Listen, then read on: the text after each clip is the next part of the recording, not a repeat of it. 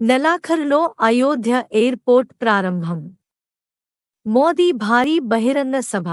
రామమందిర నిర్మాణంపై booklet. Party పదాధికారుల భేటీలో నిర్ణయాలు.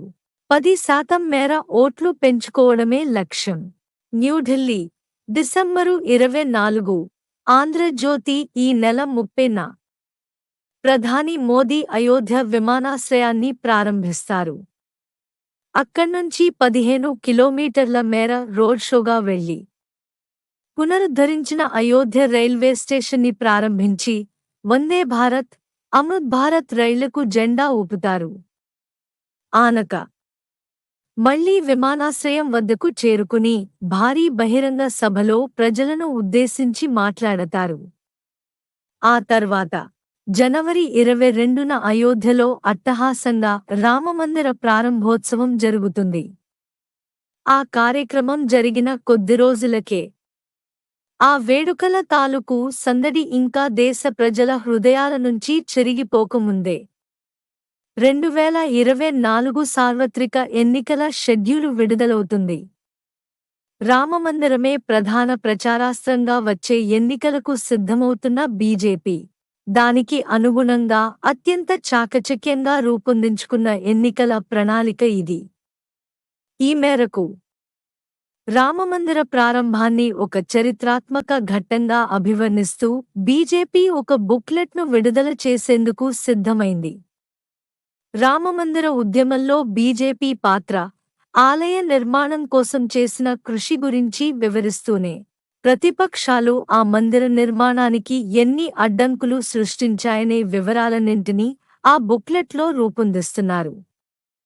తద్వారా మరింతమంది కొత్త ఓటర్లను ఆకర్షించి పార్టీ ఓటింగ్ శాతాన్ని కనీసం 10% మేర పెంచుకోవాలని గతవారం జరిగిన పార్టీ పదాధికారుల సమావేశంలో నిర్ణయించారు.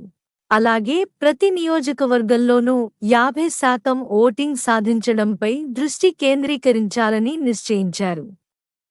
2024లో అత్యధిక శాతం ఓట్లతో విజయం సాధించడమే మన లక్ష్యం అని కేంద్ర హోం మంత్రి అమిత్ షా ఈ సమావేశంలో ప్రకటించారు.